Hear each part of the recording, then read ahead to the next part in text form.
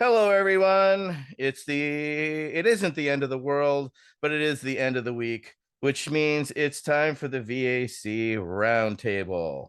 Credit that one to Michael Crowitz.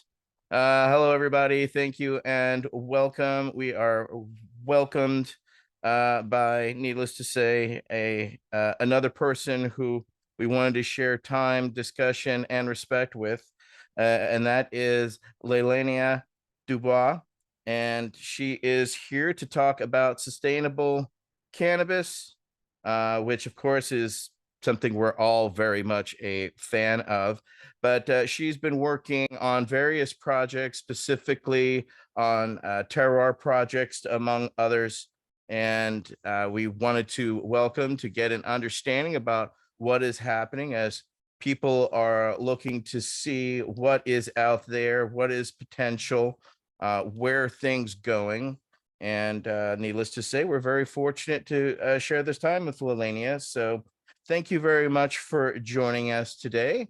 And I'm going to go right into the first question, which is one we ask everybody, which is, what brought you to cannabis? And it's a kind of a multi-part question. You're welcome to share what or you like or what not to. I know you grew up north, so you may have had a little exposure earlier or not.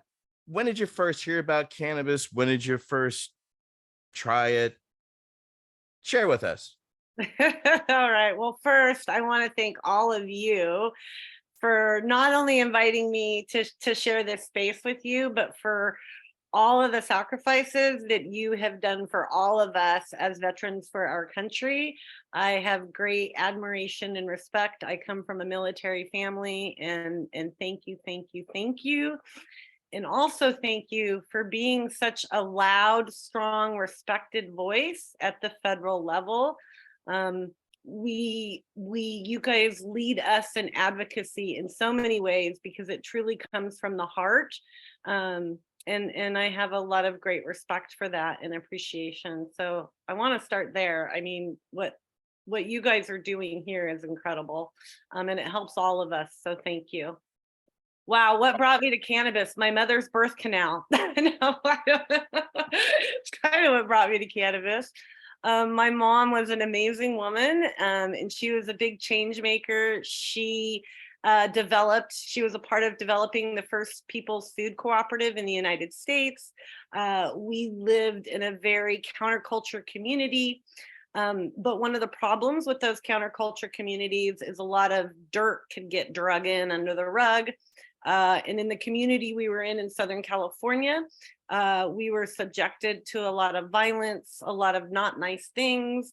And my mother threw us in the back of her Volkswagen bus, me and my little sister, and we traveled for about 6 months and ended up in this beautiful little corner of the world called Trinity County, which is an arm of the Emerald Triangle, and had some very catastrophic events that really solidified us in the community. Losing my sister was one of them in an accident. And what it did is it really showed us what community was, not just commune, but community. And Trinity County, Humboldt County opened their arms for the three of us, and we developed our lives starting in 1978 in the Emerald Triangle. Back then in 78, cannabis was just becoming a thing to grow in the Emerald Triangle. I mean, it'd been being grown for probably about 10 years, pretty under the covers, but we really started building community around it in the 70s. And my mother was a midwife, she was a nurse. And so we fit right into that alternative lifestyle, into the community that the Back to the Landers were creating, and we became Back to the Landers ourselves. As a Back to the Lander, we didn't go get regular jobs. We chose places to live that were incredibly rural and isolated, so we could live with the land, not take from the land, but kind of become a part of it.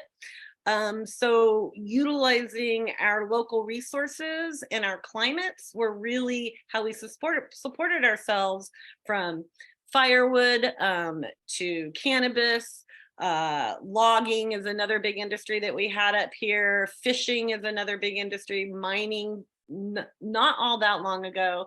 But for most of the Back to the Landers, what resonated with our values was growing cannabis.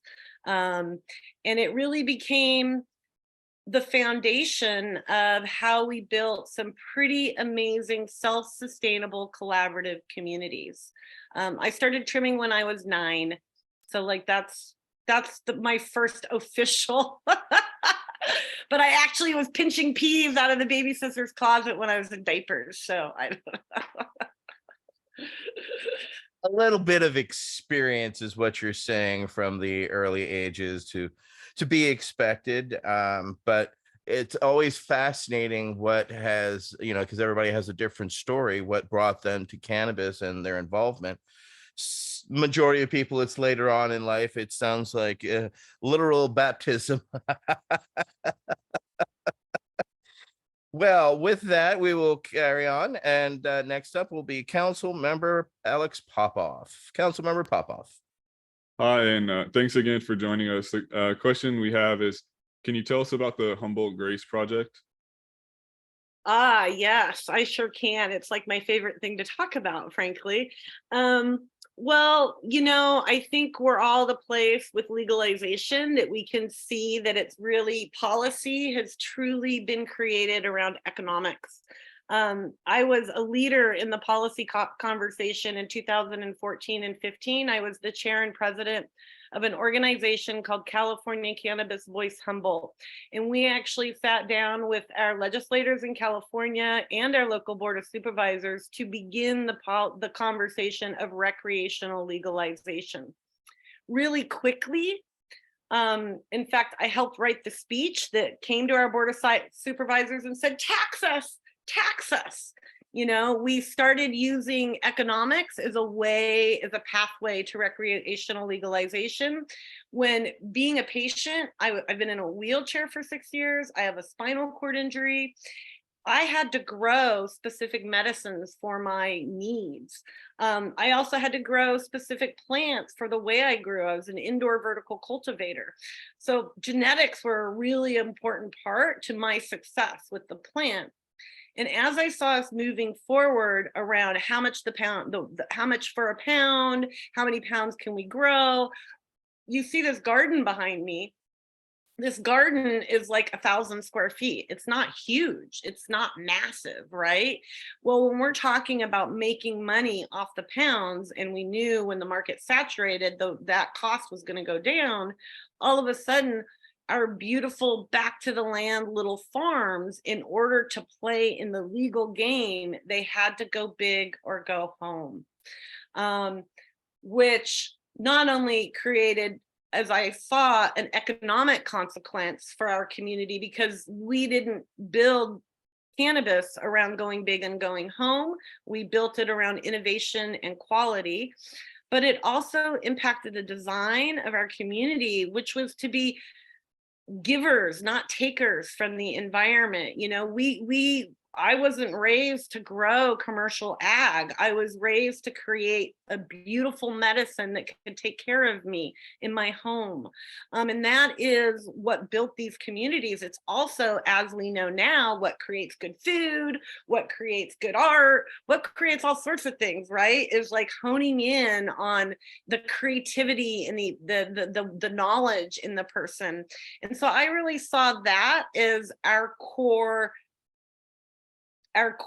gift to give as this, and our duty by the plant to how we engage in this industry. And through that, a way to teach those core values, which to me are love and grace. When you are navigating and you're building a community and your neighbor is sleeping with your wife, you have to navigate that gracefully or you all go to jail, right? Like, we didn't screw each other over. We had to support each other, even if we didn't like each other. And then for me, love is the foundation of how I walk. The more I heal myself, the more I know that I need to put myself in a place of love. And the more I hate, the more I stress, the more I hurt and the less productive I am. And all of those theories were taught to me, not just by this plant, but by the trees that I used to go sit with and cry when I was sad. And nature gave us those values. And I truly believe that the reason this plant has gotten to where it is not because of economics. It's truly because, well, we have legalization because of the patient, but we had these communities that were able to curate this plant because their mission wasn't to make a bunch of money. Their mission was to create cultures that were more indigenous than what Western civilization has created within themselves. And I got a little going on my soapbox and lost track of the question, Alex. I know I mean, I think you were right on track. We were just talking about the Humboldt Grace Project, and you said, Oh. Well, what brought you to that is important. And you're just kind of leading off for the first question, in my opinion. So. Okay. So the Humboldt Grace Project, I had this amazing mentor who inspired me to go public with cannabis in 2009. And he came up with the name Humboldt Grace. He saw it as a big brand. Cheryl Schumann was creating, what was it, bought Hollywood weed or something with a big Hollywood name at the time, right? And he thought I could do that. That's just not my style. But when I separated from the PAC, the organization doing policy, I'm a healer and I'm a spiritual teacher. And for me, I wanted to navigate, not with Lele, because I had built a name for myself, but I wanted to navigate in a way that showed that this wasn't about me, this was about us. And why he came up with Humboldt Grace is all the same reasons that he saw in me are all what the community gave to me. And I felt we weren't, I mean, you guys are vets. I feel very strongly that people that have been involved in the drug war, especially generationally, have a very similar experience to being a vet. I'm one of those people. I have extreme PTSD that has impacted my life in so many negative ways. And not having that conversation has led us to where we are now, which is crappy policy that doesn't support community, which means there's no economics, because if there's no people surviving, there's no money being made. And it was a platform to have that conversation and to start helping my community out. We did a fire recovery project. We gave multiple $500 checks to locally based nonprofits that support these rural communities during crises.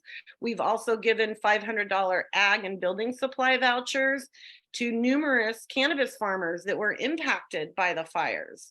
We needed that happening, because that's what I thought we were all about.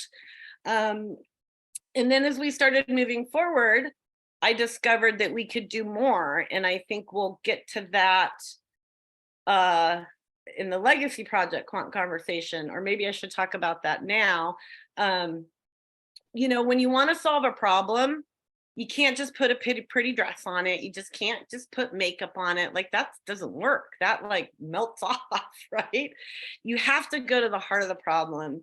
And myself and many others saw that the seed was the solution to these small communities. And that when we look at the plant and we let the plant speak for us through science and through data, that we don't have to say anything. She sings for us when we allow her to show what we have, what she is doing. And so we wanted to discover pathways to protect, to authenticate and give more value to this plant, and to educate our local communities and the industry on how to look at this plant a little differently than we are right now, because we are losing medicine daily because of the way policies have been built. And so I made a bunch of phone calls. I have amazing people who support me, like Michael, throughout this industry. And I said, hey, will you guys all come meet with me once a week, every Friday, and let's figure this out? And so for the past almost 3 years, we now have, I think, 134 people that show up on and off. We have. and we have- Lelehnia, can you hold on a second? Because it's a very important topic you're getting into, but we have a question around that we want to structure around the Legacy Genetics Project. So can I let Wade ask that? And it's one that's very important to me because as you see here, I have a bud tattooed on my Oh, forearm. And this was a genetic called the Wave. And I got this back in the late 90s in Oakland. And I grew it and was able to keep it. And unfortunately, it was one of those genetics that fell to the wayside and was lost. So this is a pet project of something I've always appreciated because I've provided and have provided medicine for the past 24 years at Berkeley Patients Group to people. And the big frustration is for them to come through and to see genetics that they know and love or what work for them, and then they can never get them again. So with that, I'm going to turn over this next question to keep the continuity going to Council Member Wade Laughter. Council Member Laughter. Thank you, Etienne. And Lele, I got to say that response to our second question was really inspiring to me. You spoke a lot of language that I related to very clearly. And so much like Etienne and you have specific interest and need even, I think it's fair to describe, you have a need for certain specific versions of this plant we love so much. And preserving those specific versions can be quite challenging. And needless to say, as Etienne has said, many of them have fallen by the wayside. There's a few that are well known and much loved and much sought after.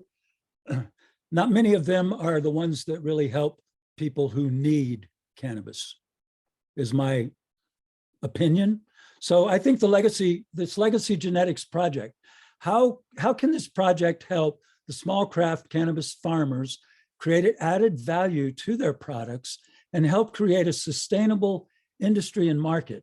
And that was one of the things you called out in your description of the Emerald Triangle culture.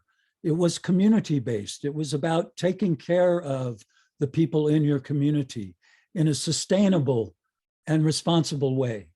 So this genetics question is really a big one for me and for many of us. Can you speak to that and what this might do to help those farmers? Thank you. well, that's a really big question, but it's also the entire reason, or it's the inspiration around this project. I mentioned earlier, how when we created legalization here in California, a lot of farmers were small. You didn't have to be big to participate in the medical market. And one of the organizations around here literally started a slogan saying, "Go big or go home." Well, nothing that I was taught from this taught you to go big. It taught you to be innovative and smart and creative. It taught you to use the resources around you. It taught you to respect and support your neighbor regardless of your opinion about them. And so we see that the genetics in these cultures, first of all, we have generations of outdoor genetics that are stable and strong and can be counted on. The legal market is saturated. We're like minutes away from being a monocrop in the legal market because we're only working off a very small foundation of not even legacy landrace outdoor genetics. The most of our genetics in the market are indoor. And I think a lot of us on here understand the instability of a cultivar that is created without the diversity of what outdoor can bring. Well, now we don't only understand this. All those big guys, they're at a 40% crop loss right now because of the instability of the genetics. Well, the cannabis legacy community, and when I speak to the cannabis legacy community, I want to make it clear, I am not speaking only to Humboldt. We have people from Morocco in our group. We have people from Croatia in our group. I speak to the people that have sacrificed their lives and their families for generations around this plant across the globe. We're called Humboldt Grace because that is where I am, and that is the community that brought me to this. And it also allows me to partner with local nonprofits that support us so we can do this good work. But the legacy community to us is global. And we see this project not as our project, but as a global community project that everyone should be participating in, no matter where they are. So one, it helps starting teaching all of that I just said. We need to teach the big guys that the reason they're at a 40% crop loss is because they don't have those stable outdoor genetics. What does that do? That automatically increases the value of the outdoor farmer. Right there, they've all of a sudden gone up in value. It also starts telling our state, which California has really poor policy around genetics, that we need to get these foundations into the marketplace so we have real medicine. And for the guys who just care about money, so we have real production that we count on. And so we have consumer loyalty to those brands, because right now, people are not going back and buying that pre-roll over and over again. They're going and picking the best label. And if you, like we all know, if you're a patient or you have a real need, that doesn't help you. But even if you're just having fun and as a consumer and you enjoyed that experience, you want to know you're going to get that experience again.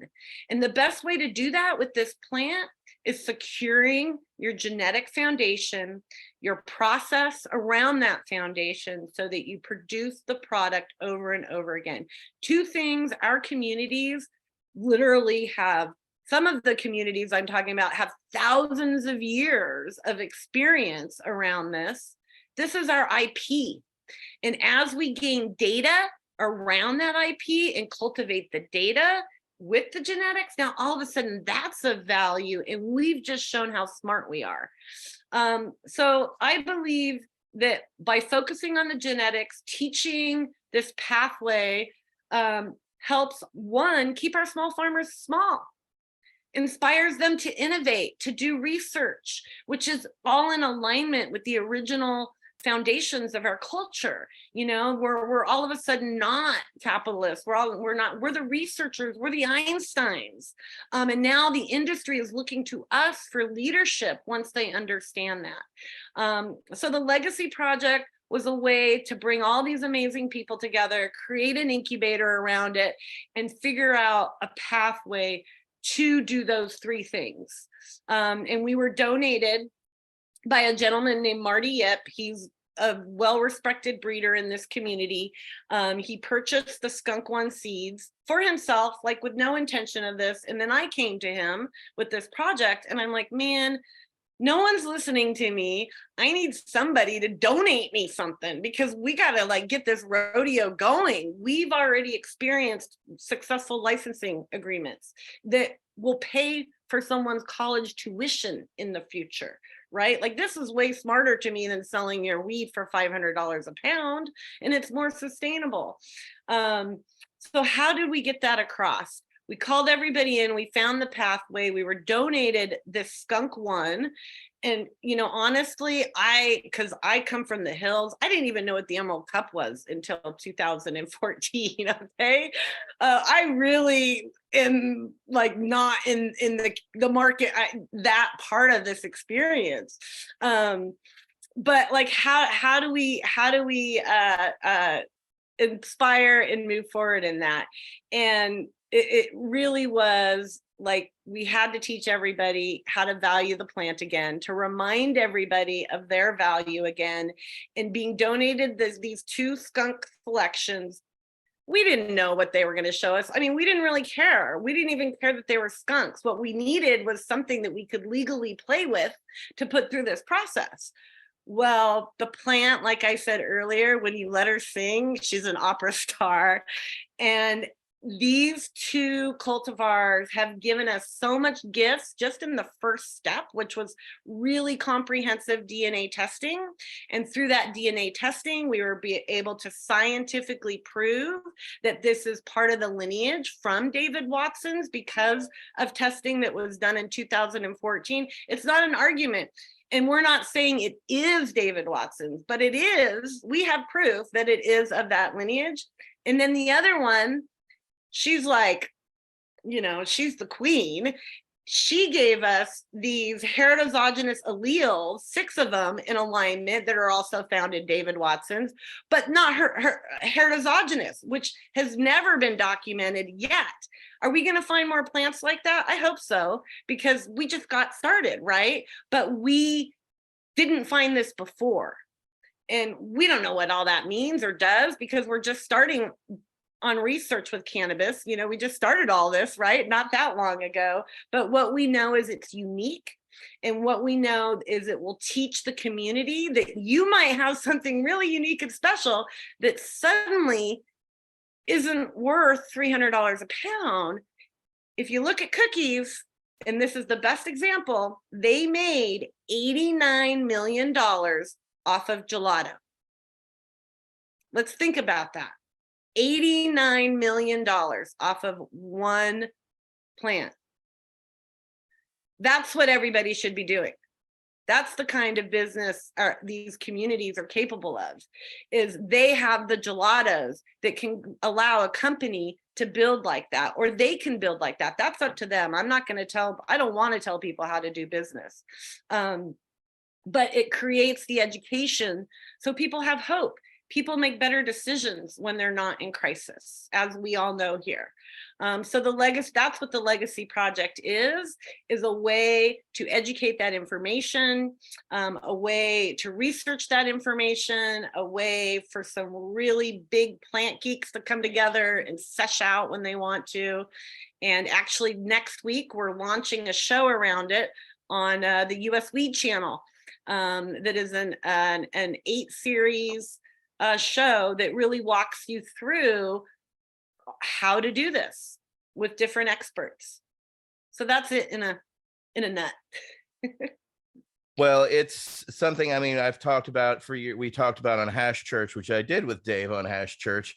And I was fortunate enough to spend some time with him a few months ago when I was in Amsterdam. And we were talking about how there's such a need, especially in Northern California, for a germplasm institute, one that is just keeping these genetics, actually doing what you're stating, but on top of that, and most importantly, acclimating them, growing them in experimental patches all over the state and acclimating them for 2 years so that it becomes stable. Because as you know, the biggest problem with a lot of these genetics, they were grown somewhere around the world, and we're trying to grow them in an expectation that we've been told that this is now an 8-week varietal, but for some reason it's now at 10 weeks, you know, and people don't understand that aspect of genetics. I understood that originally because I worked for Steve D'Angelo and Ecolution, and which was a hemp company, and so we were buying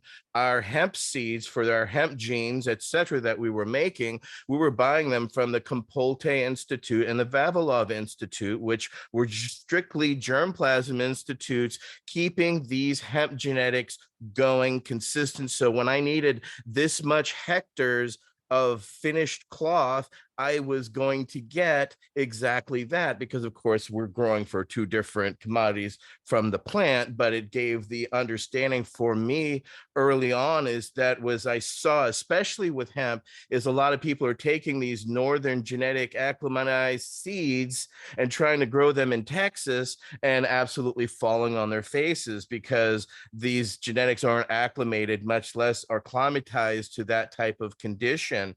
And some genetics are, because back in the day, remember, we used to do clone exchanges. I used to work for Ed Rosenthal, and I went on one where we would literally blindfolded put into a van, carrying my clones in a, you know, in a container, and then take into a house and then taken in, blindfolds taken off, and then it turned into a clone orgy where everybody's exchanging clones so that we knew what we had, what was the expectation, and then we were all then blindfolded again, put it into vans, and then driven off into the night. So we never knew where we were. We just knew we all met and there were clone exchanges. But from those clone exchanges, we had genetics that grew too dense.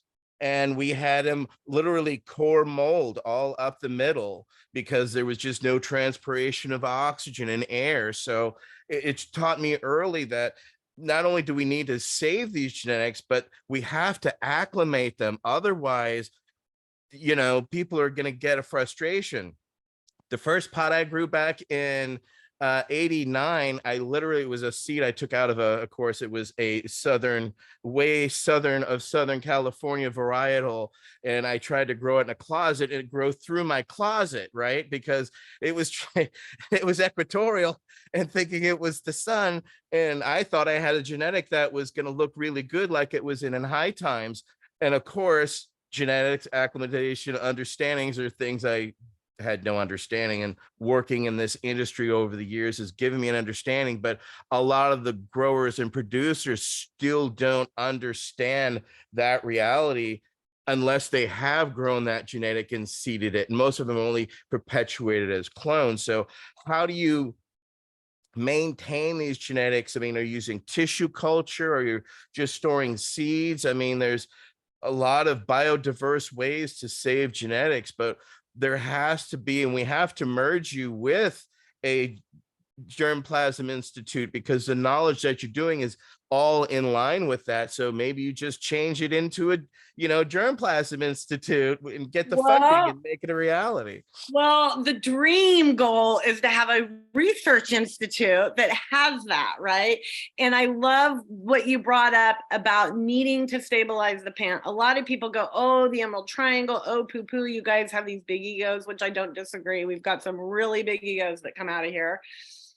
But the reason the Emerald Triangle is so important in the future of this plant is because within a very small radius, we have many diverse microclimates.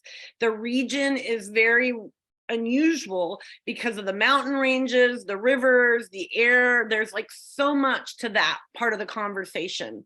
And so we do have the capability to take, like we have this skunk one, we put it out through the grow off to 40 farms in the regions in different places. And we're going to get all this diverse information back from those 40 farmers that are in different microclimates and see what does this produce. We're not doing this with all the data that all the scientists want. We're not doing this perfectly, but we're also doing this on no budget. This is all volunteers, yet we've gotten this far. So we're really excited to see the kind of information we get back from the grow off, because we're going to see, does Willow Creek produce more of the citrus that David created in Skunk One?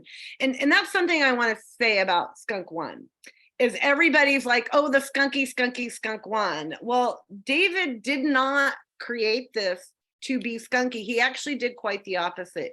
He worked with this to eliminate the skunk smell, to bring in the grow traits, because it was such a great plant, and make it more commercially viable. So maybe we're going to find a region that does produce the thiols. We don't know. We honestly don't know. We don't care. We just want the information so we can learn. But that's part of why I have so much passion around focusing on research in these regions, because we don't have to do it all in a lab. We already have the infrastructure, the climates, and the genetics to do amazing work to help stabilize the industry around this. And I really feel so strongly, if you know an germplasm institute that I can talk to, send them my way. I got 4 permits to build it on. But our goal, I like baby steps so we can accomplish them with the Legacy Project, is if we do raise a lot of funds, what we want those funds to go to is to start to create community. And what that means is that they're accessible to patients, as well as licensed cultivators. We'd have to have them in 2 different facilities. That is a cryobank holding those tissue cultures. So we can start that process. And what we're going to do is we already have some amazing nursery partners like Hendricks Farms who have agreed under the Humboldt Grace SOP to house those cryobanks so we can begin that process, because you are absolutely right. We are losing medicine by the minute, especially as these farms exit metric, as they walk away. They're literally having to throw mamas away that break my heart. No, it's key, and I don't know of an actual germplasm institute. That's something that we need to find people, but write plans so that they can leave their will money kind of thing, because it's a large undertaking. As you said, it's all volunteers, and this is very expensive undertaking when you start thinking about, TCing all these genetics to tissue culture people. Sorry for all you non plant nerds out there. To tissue culture, I mean, that's very expensive technology to keep unless you're keeping them and breeding those seeds and seed stock. If it is, as you state, what it is originally, what it is, because gene mapping is, of course, is telling us a lot, and needless to say, that is way over the price, expensive, but that's what is needed in a germplasm institute, is to have those types of fellows who can come in and work on that type of doctoral dissertation and take that knowledge and, expand it, because there's so many thousands of genetics out there, right? And I've dealt with so many patients that have found this specific chemovar type. And so we need to also isolate specific chemovar types, because all the funny names don't necessarily sync over to everyone, and they're called different things in different states. However, if we have certain terpene profiles and understanding of these chemovar types, that's going to be another breakthrough for the patient as well as for the individual, because they're going to find what they're looking for, as opposed to always going expecting Coca-Cola and only having Pepsi as their choice, or, Mountain Dew out because that's all we have, right? And that's the reality that everybody from patient to provider struggles with and has struggled with. So it's definitely a long arcing plan to arrive at the justice we seek, but you're starting at a great point, which is a point which needed to be started. So I can't thank you enough from everyone in Round Cannabis, because we need this, and what you're doing is so key to what we need. So I can't thank you enough for your passion, because it's going to drive others to, lift their torches to light it off of your light in the future. Oh, well, thank you. It really is a group effort. Everybody's torch has come together on this. Like, really, everyone has brought their value to the table and shared, which is how we built houses back in the day. So that's really what I am most proud of around this project, is how we're accomplishing all these goals together. Absolutely. Councilmember Krowitz, I do believe you're up with our next question. Wow, this is a great conversation. I really can't thank you enough for sharing some time with us. I already had a kind of a little bit of an intro that I wanted to put to this question, but you're really have inspired me to go a little bit deeper. And with everyone's indulgence, I have something I'm going to actually read everyone. I'll take your indulgence in 2 ways. One is reading something, and the other is hopefully that I don't piss off David, because it was back channel communication with regard to my impassioned plea that I made on the video that we did with the Humboldt Grace Project not that long ago, where I was talking about giving back and the great legacy cannabis, Panama Red and stuff like that. Anyway, it's funny talking to young folks today, and even in the last 10, 15, 20 years, and explaining to them that it's actually harder today to be a cannabis connoisseur than it was back then in the 70s. It's hard for them to get their brain around. I mean, on its face, it would seem silly because the bulk of the cannabis back then was rather low grade, and the bulk of the cannabis today is rather high grade. However, the limits were changed, and the cannabis that was available then was very distinct. What we call geographically specific indications, the differences varied wildly from region to region, and the quality was off the charts, beyond what Robert Connell Clark called the genetic ceiling of indoor cultivation. You had some really special bud that you could choose from and try and enjoy. But anyway, I've always been a connoisseur, cannabis connoisseur, a small breed, and really take pride in that. And I come from that perspective. I think that's why, in a way, I gravitated to the things that I do. I am on the board of the Origins Council. We're working on the first applications for the first cannabis appellations in the world in California. Right now, grafted to us from the Adult Use Act that was passed years ago. Now already years ago. Yeah, let me read this to you. This was in response to, again, my passion plea to give back. David says, I see in the video that you want to repay the grower folks that we got Acapulco Gold and Panama Red from in the 60s, but that is impossible, he says. And in fact, they were just temporary custodians. The varieties were developed by thousands of growers over hundreds of years in local landrace areas of the world.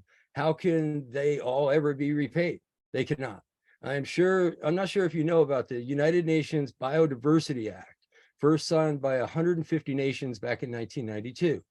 An important part of the biodiversity debate involves access to and sharing of the benefits arising out of the commercial and other utilization of genetic material, such as pharmaceutical products, etc. Most of the world's biodiversity is found in developing countries, which consider it a resource for fueling their economic and social development. Historically, plant genetic resources were collected by commercial use for commercial use outside their region of origin or as inputs in plant breeding.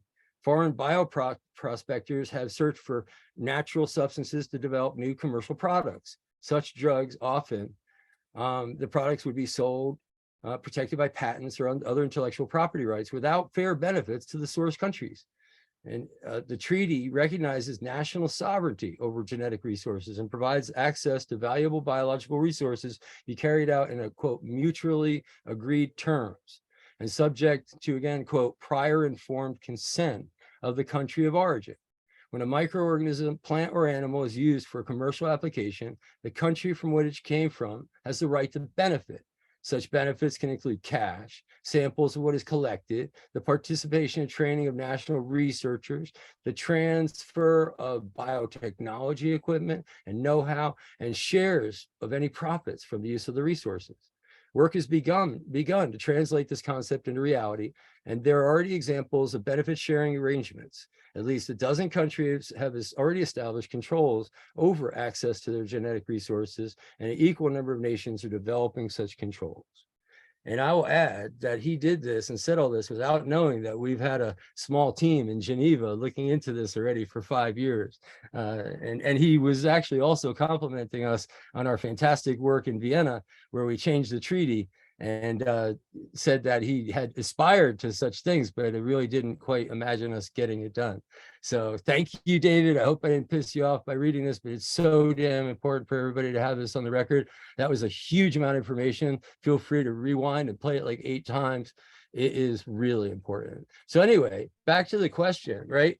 Can So the question, all right, go ahead. Can I add something? I just want to, we keep bringing up David, and I want to give thanks to David, because really what we're trying to teach with the Legacy Project is what David has already accomplished.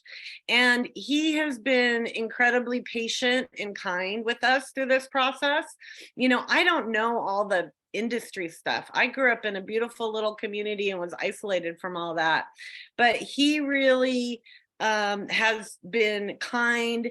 He has taken lots of hours with me and some other folks around this to ensure that we're not over speaking, that we're telling the truth, and that we are doing this in a way that is real. And I just want to give a good shout out to him, because if anybody really wants to learn what the Legacy Project's about, go look at what David Watson's already accomplished and do what he did. That's pretty much what it is. Yes, we need more Dave Watsons out there. Absolutely. You hear that, Sam the Skunk Man? We need more Dave Watsons out there. Yeah. He's actually agreed to do a roundtable with us, which we will pre-record. But absolutely, he is a big hero of ours, needless to say. And yeah. So Michael, you were going to ask a question initially. I think we should get to that eventually.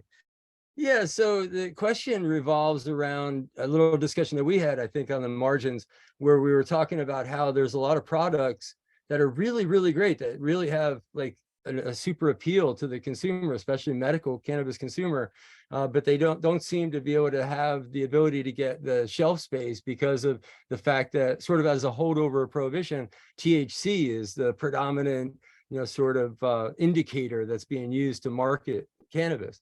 So the question was, how has that prevented the market from discovering, this THC reliance, discovering many of the great Northern California products that exist?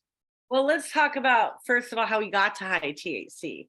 The only reason we got to high THC is because we started getting raided by camp and we had to go indoors.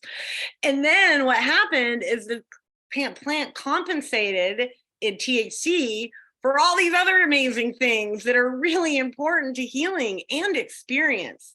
And I'll give you, let's see if we can see this. This smells like candy. And I have a lot of pain, but I also like to be very high functioning. It works so good on my pain and my anxiety. It like doesn't, and a lot of times they can knock you out. This, and there's one other one that I like to smoke right now. This is 15% THC. But it was grown outdoors and it has terpenes that don't express indoors. And it has some terpenes that are considered extinct. So we can't create that indoors. We can create this outdoors with this low THC plant. So what I like to tell the farmers in the community, and it's the same thing with the genetics conversation and licensing, is look, the average consumer is a teenager drinking wine coolers. Everybody had a wine cooler at some point, probably when they first tasted alcohol, because it tasted like Kool-Aid, but then you get sick. Then it doesn't, you progress into, whatever. So you take better care of yourself. We're dealing with a market overall that is not sophisticated enough to go, dude, I picked up that ice cream cake. Yeah, it got me really high, but it didn't taste so good. I don't want to smoke 5 joints of it. I want to like really enjoy. I want to like bite into that. When we get to that place, then I think the THC, I think the consumer is going to change the THC conversation. What's happening is we have all these people running the industry that want to make a bunch of money, and we're a part of creating the THC conversation, promoting it like crazy. We need some really good educational product campaigns to show why Awesomine is better than THC. Did I get all of it? Let's see. Actually, I have since I don't see any other hands up, I have an add-on question that just jumped to my head. What would you say, this is something that's really just cropped up very recently as an issue around the country, and that's people trying to put in place what's called THC caps. And that seems really, even though THC isn't the best indicator of good cannabis, capping it seems to be a good way to hurt it. What do you say to that generally? Just any thoughts off the top of your head about these people who are trying to force a THC limit or a THC cap on products that would be in the marketplace? What I have seen through good policy, good government, and good community building is you don't cap things, you educate so people make healthy choices. I personally have people that really need those high THCs, not for getting high, but for other medicinal reasons. It does some really unique things with cancer and other things like that. So when you're talking about a cap, you might be stopping your grandmother from using cannabis to heal their cancer, or your mom or your husband or your child. So I have great concern for anything that caps the plant. I think what we need to do is look at policy from a completely different perspective, and that's from a human rights perspective. And then we're going to come out with a lot smarter policy than where we're at right now. All right. I want to welcome back. We have our next question will be Council Member Sam Sussman, who is fresh out of the hospital after surviving. So I just want to say welcome back to the world. I'm sorry you had such a near-death experience, but glad you're back with us. And you've got our next question. Council Member Sussman. Thank you so much for that, Atine. Yeah, it's pretty nice to be alive after fighting Lemire syndrome and going into acute renal failure. So being back and healthy is got me more motivated more than ever. The question that I have is, can you explain the Canopy Right project and how the blockchain technology is being used to protect the cultivators from the cannabis industry? Well, you look great, Sam, for just fighting for your life. I see a glow on you, so you must have a strong heart and spirit, I would imagine. Well, Canopy Right is, when we were going through the Legacy Project, I like to do things in steps so you're not going crazy. And the first thing we needed to do to even get the breeders to begin to engage was to protect them. We had a big industry faux pas a few years ago that really put the hold on the genetics conversation. But a lot of people that I had been working for years around it, like 25 years, I've had some conversations with growers around this, getting them out there. Done, conversation over. So in order for me to start having a conversation about these pathways and doing business a little differently, I needed to be able to protect them, really protect them. And like we spoke of earlier, I believe it's not just the genetics, but I think our experience and our IP is also incredibly valuable. I've had a lot of different companies come to me and want to engage with my community around this conversation, want me to help them give access to my community. But what they were all gaining was that data. We have a lot of companies. In fact, I believe many of the companies that are thriving or surviving would probably be a better word right now, are doing that through sharing, selling their data. Because as we move forward, policymakers, researchers, medicine makers, they need that data. Marketers, everyone needs that data to make better choices as they move forward. And so Canopy Right did something unusual. First, they engaged and participated as a group with us in the Legacy Project.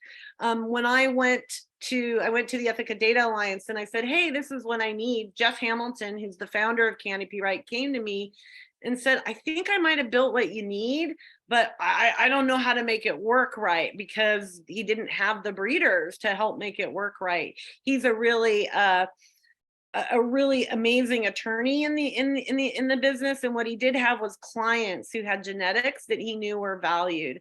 So he went to a company called TMXQ and said, hey, can you create some unique system that really protects these guys?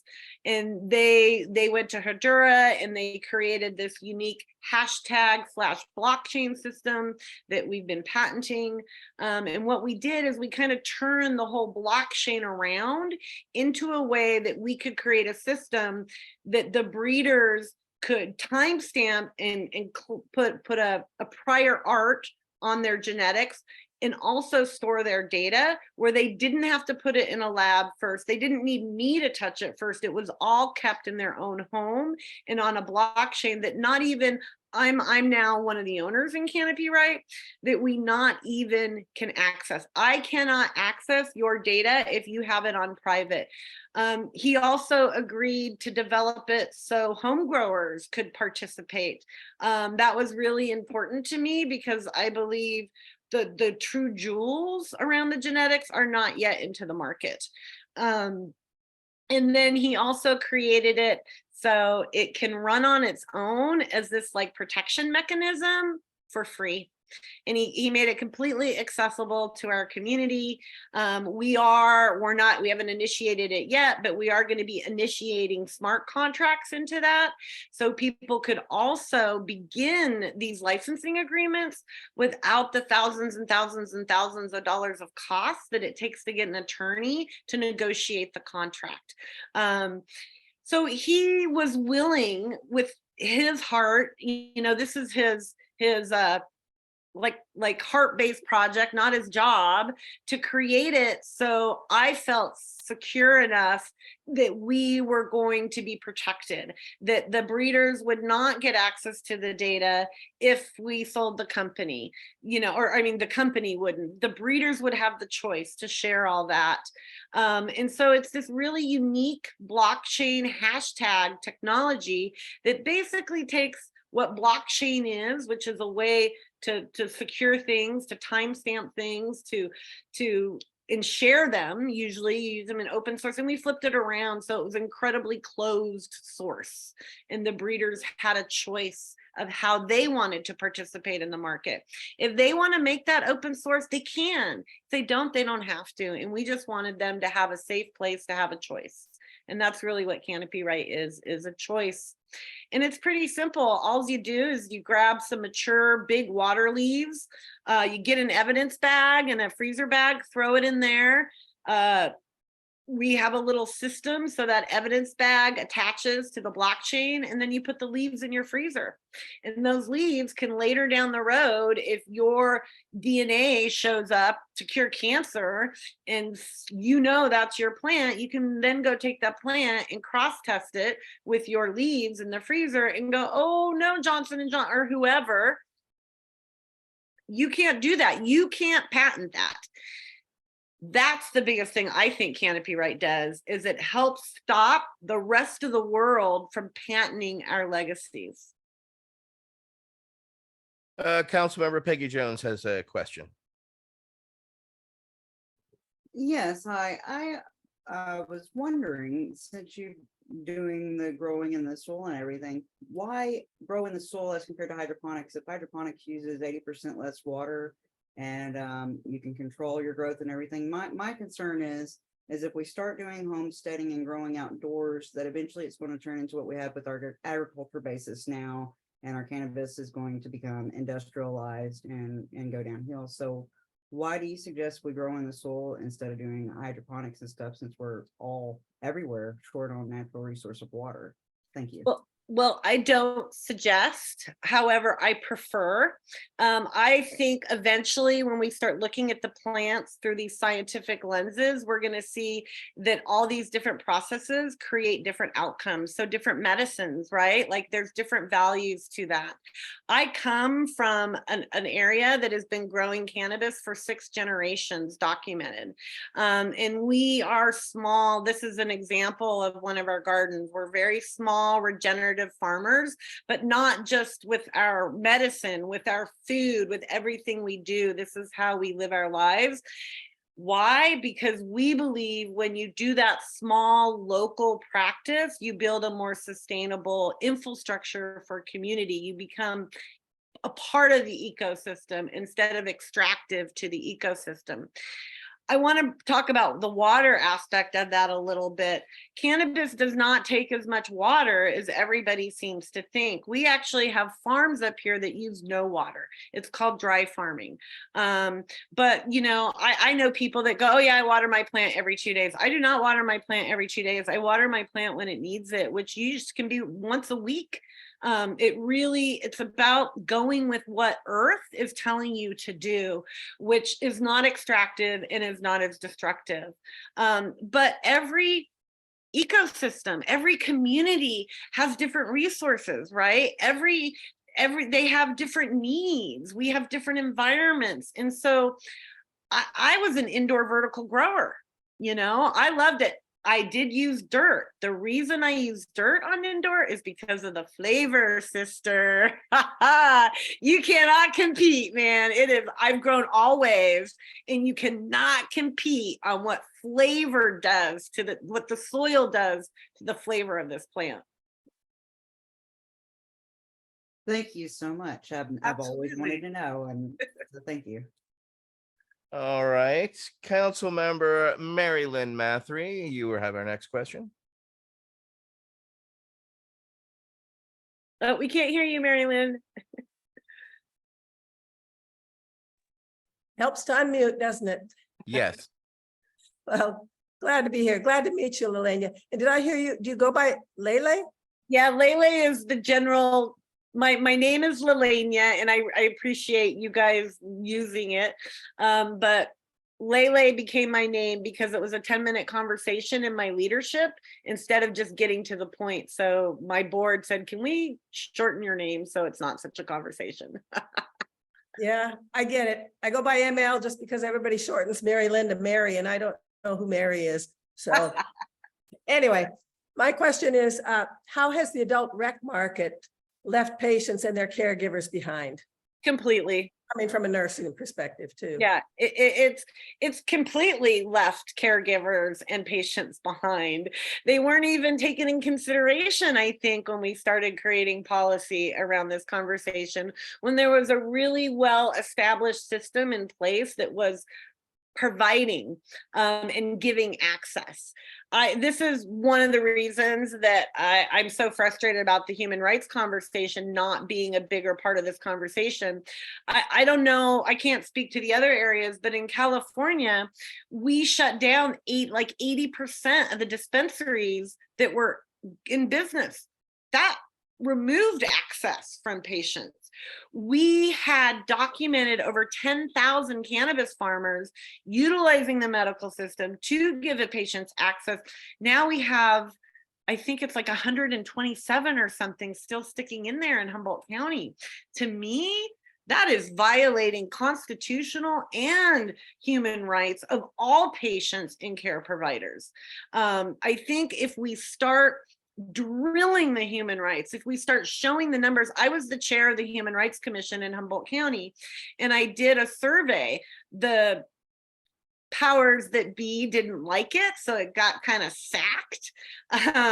But it showed that our suicide rate had increased by 86% in 1 year. That our child couch surfing rate, we were the highest in the nation. Those are the things that when we go speak to the politicians and we're lobbying for something, we need to throw those numbers at them, because now all of a sudden the grandma cares about what we're talking about. Now we're talking about things that impact all of us as a nation, not just as the weed crew, right? So patients and caregivers who got us here, they've been completely lost in the dust. As a patient, I cannot purchase my medicine and get medicated, and I don't mean high. I do not mean high at all. I mean, my inflammation won't decrease, my nausea won't go away, my joints won't move better. 90% of the time when I go into a dispensary and purchase medicine, for a multitude of reasons, storage, the way it's there's all sorts of pieces to that impact you as a patient.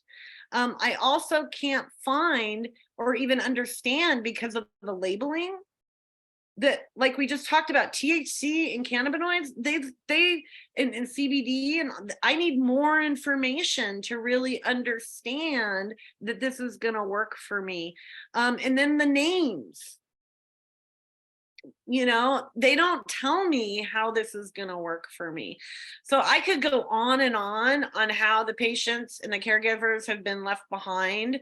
But I feel like what's more I really want to make is that they are the ones that laid the foundation for this. So how can we move forward without them? The solutions, I don't know that. I mean, the solutions are more education. I mean, just more education. And what really sucks is that we as patients are exhausted, sick, and tired. It's why we love this plant so much. And legalization has really worn, I mean, I think we've all seen how many people have passed away since legalization, large and small, in this conversation. And I truly believe it's not just the lack of access, but it's the exhaustion for fighting for your access to medicine and having to navigate it in a way that is absolutely exhausting. Councilmember Sussman, you had a follow-up? Yes, I live in a state where right now we're pushing for adult use, but currently we're medical only. And one of the things that I kind of see as an issue in a medical only state is our bud tenders here are paid $13.50 an hour. But when I have questions about my medication, like for instance, I just had acute renal failure. Right. If I didn't have a great medical marijuana doctor, I wouldn't have known that CBD with acute renal failure could be lethal. And that was one of the things that, because of the communication I have with my doctor, I was able to weed out a lot of the cultivars when I was able to start consuming my medicine again. That when I went into the dispensary and told them what happened and I was looking for medication, they recommended high CBD strains. And a lot of the education gap with the pay for our bud tenders doesn't match the education level needed for an example, what's at a pharmacy. And they're not treated as close to pharmacy techs, and they don't have a pharmacist who's there that can actually work with the interactions between the cultivars that we are consuming and the medications we're on. So when we talk about a medical market, I, here in Ohio, have tons of questions, because it seems like, while yes, we call it a medical market, there are parts of it that are treated that way, but other parts that are treated as profit centers. And I don't really know how we're able to combat that and how we're able to actually start having the conversation about the education on the bud tenders for the medicinal market. And I'm not sure if you have any ideas of how to actually combat that.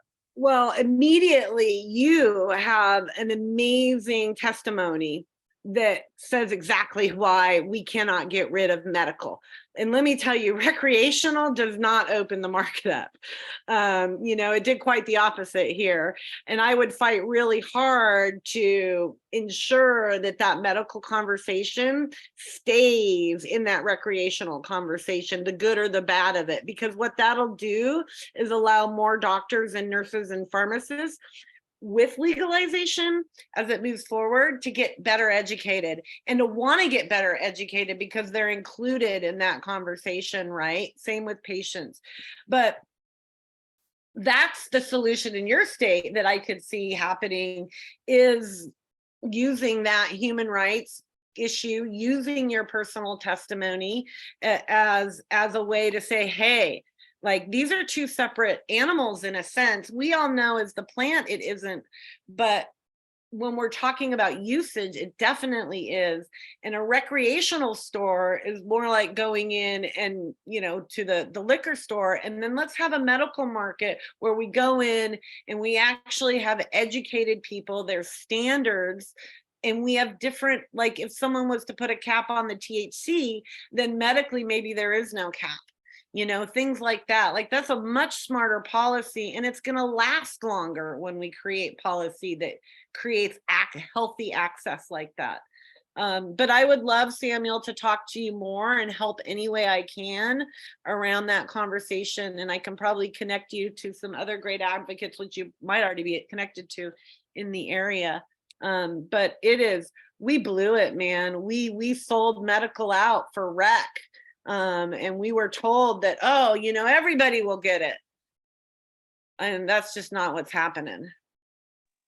So I have a follow. I was going to follow up to you, Sam, in the aspect of you need to really demand it at the state level. You're going to have to educate people, create your own patients' rights organization around this specific issue, have them create a committee, and then you run for that committee to get your ass on that committee because you're well knowledge and versed on it. And if you aren't, then find somebody who is. But this is how we did SB 34 and others to continue to give away free cannabis here in California. We have to rally and get people to rally around a specific issue, and your issue is there and it's very valid.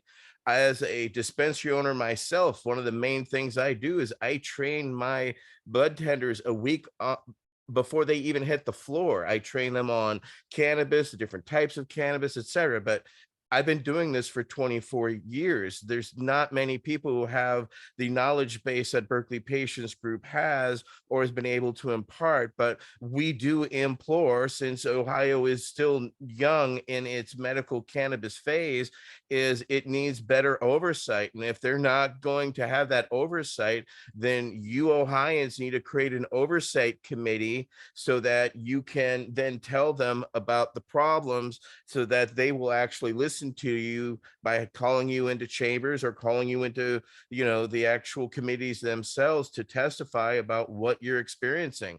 But it's very possible, and we'll work with you further along that. But this is a prime opportunity, because if you're having this problem and seeing this problem, others are as well, and will rally around you and make it patient specific. That was the mistake we made here in California that we're still trying to rein back and have somewhat. But we have a huge problem where we have a Department of Cannabis Control that doesn't understand that the amount of oxygen trapped in this cannabis is destroying the cannabis itself.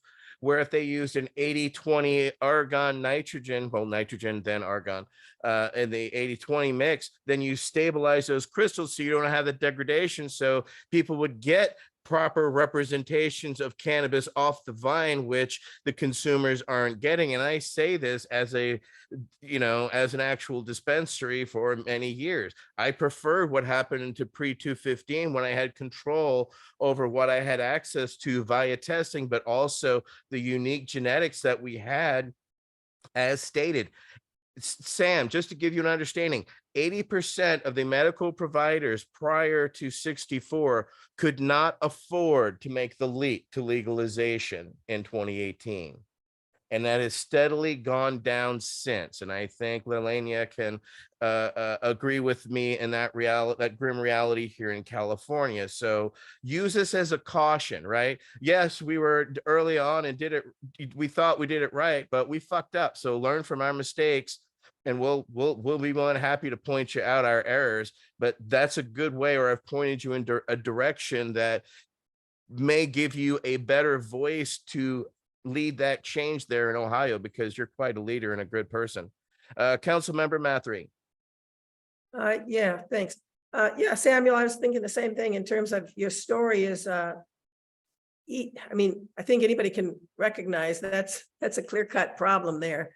And Lele, thank you for talking about that. I'm in Charlottesville, Virginia, and so we went medical and we went legal, and I think shocked the South, shocked us. But yeah, it's frustrating. They're literally selling a chocolate candy bar, 500 milligrams, 50 milligrams a square. And I'm just like, what are you doing?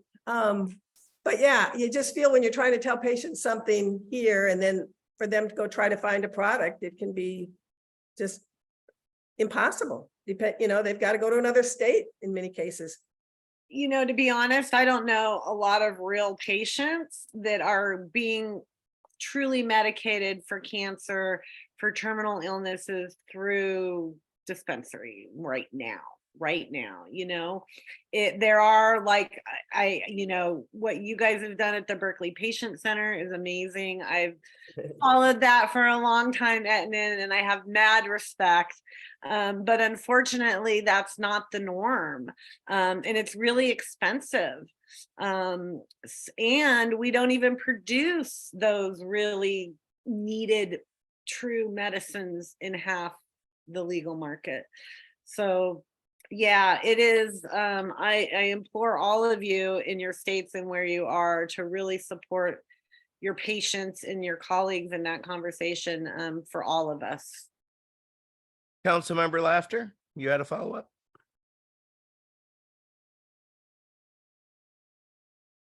Yeah, and actually Lele touched on it. We've spoken about some of the challenges that patients here in California face with the new commercialization of cannabis that's happened under Prop 64 and the regulations that came from it. But one of the things that stuns me is what the actual retail price is that you have to pay for a product by the time you pay the excise tax and everything else, and everybody gets their opportunity to make a little bit of money on the supply chain. Yeah, the cost is just prohibitive. And to your point, yeah, most of the folks I know, including me, I'm fortunate enough to, our local dispensary has a very generous donation program for anyone that has a medical recommendation from their physician. And I take advantage of it. But the bulk of the cannabis that I use in treating my situation is provided to me by friends, people I know who do high quality work in this work, but don't have a license to do so, and are caregivers, if you will. And not just for me, but we have a pretty vigorous community here in Nevada County of cannabis as medicine, and have for a long time. Yeah, I'm really grateful for what you're doing, Lele. But yeah, cost is a real factor, and make that part of your work in representing for patients. Because again, the cannabis as a medicine, but here in California, it's taxed unless you can get it through a donation program. And then you can get it for free. But yeah, if you're just buying it over the shelf, off the shelf, it's taxed, even if you're getting it as medicine. That's all I had. Thank you. Councilmember Sussman. So the cost of the product was just brought up. And one of the things that I just kind of went through was Ohio puts out their by the numbers. And one of the things that I kind of was looking at was the percentage of 100% disabled veterans' income versus the cost per gram on average of cannabis. And here in Ohio, that's 14.2% of their disability income. Now, when we look at that, the numbers got a little bit staggering, and they're a little bit scary when I started doing the numbers. And a lot of it kind of shocked me when I started just playing with the numbers. And a lot of it is average cost. Now, here in Ohio, if you want whole flower, you're not paying the average cost. The average cost also includes what is shake, which is normally just sugar leaves with a few small buds tossed into it. So here in Ohio, we have the average cost per gram being $6.07. On a 90-day supply, that's around $1,500. Annually, that's $6,167. When you look at the income for a veteran on 100% disability, it ends up being $43,452. So when you actually get the percentage out, 14.19%.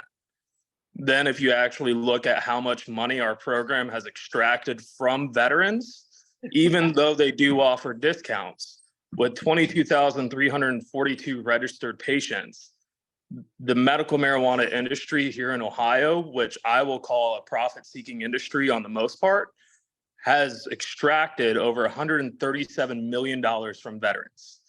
And then that doesn't include the $100 medical card, which is usually what the discount is for veterans, which then bumps up the total cost of just getting your medical marijuana recommendation being $2.2 million. Then if we look at the state's processing fees in order to maintain metric, it well exceeds the cost of metric per year for the state of Ohio at $558,000 per year. And one of the things that still astounds me is that I was told I would be taken care of medically when I returned back. The Department of Veteran Affairs covers $0 of that. And it's a huge gap in the way that these programs are set up. But even though during COVID, they said that it was a state's responsibility to determine the eligibility of medicines in the states, the federal government at the VA level will refer back to the Schedule 1 of marijuana at the federal level without recognizing the state's autonomy for medicine. So it's a big kind of conjunction of a lot of these people who are claiming to be medical here in Ohio are really just profit seekers. And one of the ones that I will name drop is Riviera Creek. They just dropped a 10th, because we don't do weights here in Ohio. We had a scientific community come in and determine that a 10th is a daily dose. They dropped a 10th for $45. That is nowhere near affordable. That's 2.83 grams. Nowhere near affordable for any veteran on disability, but yet they're the ones with some of the highest terpene levels. So it's one of the things where we're starting to see, while yes, there is sometimes labeled as medical markets, sometimes those medical markets are actually profit markets, then that also will go and lobby against patients who are advocating for more variety and choices.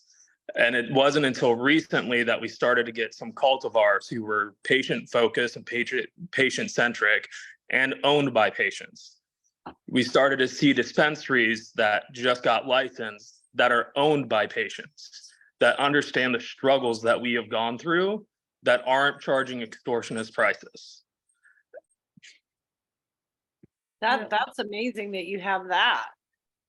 You know, Samuel, I want to say that those are what I would call some data bombs. Like, those are things that you go stand in your Senate office and have a huge group of vets stating those numbers. I mean, that is like, that's not going, woe is me. That is going, here's the reality of this situation, and you are using us. I mean, there's more articulate ways to say that, but that is stuff. One of the reasons that I got pulled into the policy conversation is because when I stand up to my board of supervisors, they listen to me. They listen to me because they know I really am a patient, that I really am a community member. And when I come up there, I don't tell them what to do. I give them information like that, so they have what they need to go do what I want them to do. They don't have the time to go figure that stuff out. But that is arsenal for lobbyists, for senators that support this conversation. Those numbers are amazing. I would like those numbers for my own arsenal, please. It's horrific, yet those really are lobby bombs. I will absolutely agree with Lelehnia 110%. Those are, that's a lot of great information. You should put it into a press release. Send it to your state senators, state legislators, whoever they are. They deserve to swallow that, and then get others and go down there and lobby them. Why? Let us know how we can help. But Lelehnia, thank you so much for joining us for an absolutely amazing conversation. It has been lots to absorb, needless to say, and please come back in the future, check in with us and update us about how it's going. If I hear of any germplasms who's starting or wanting, trust me, I want to put them in touch with you, but I also love to join your conversation because I'm very impassioned, as I said, about genetics a bit. And my business partner, Rob Connell Clark, would agree with me. Well, you guys send me your emails and I'll add you to the calendar, and you don't have to show up to every meeting, but you get the agenda each time so you can kind of stay in the loop and choose to show up when you want to. It would also be amazing. I mean, we have Michael there all the time, but we're always looking for folks to come in and educate us. So if any of you would like to come in and educate us, we would greatly, greatly appreciate that as well. I'm just a cannabis nerd, so I'm just helpful to have around. Plus, I've been doing this 30 years as a patient, so if my curiosity, like I said, it brought me to Rob and the others, and being on Hash Church and speaking with other experts has helped quell some of my curiosity. But there's still so much to learn through the gene mapping and all that. But I would like to thank our members tonight, Mary Lynn Mathry, Michael Krowitz, Alex Popoff, Wade Laughter, Sam Sussman, Peggy Jones. I am Etienne Fontan. I cannot thank you enough for joining us for a fascinating conversation with Lelehnia DuBois. And I look forward to meeting you in person and sharing a fatty with you.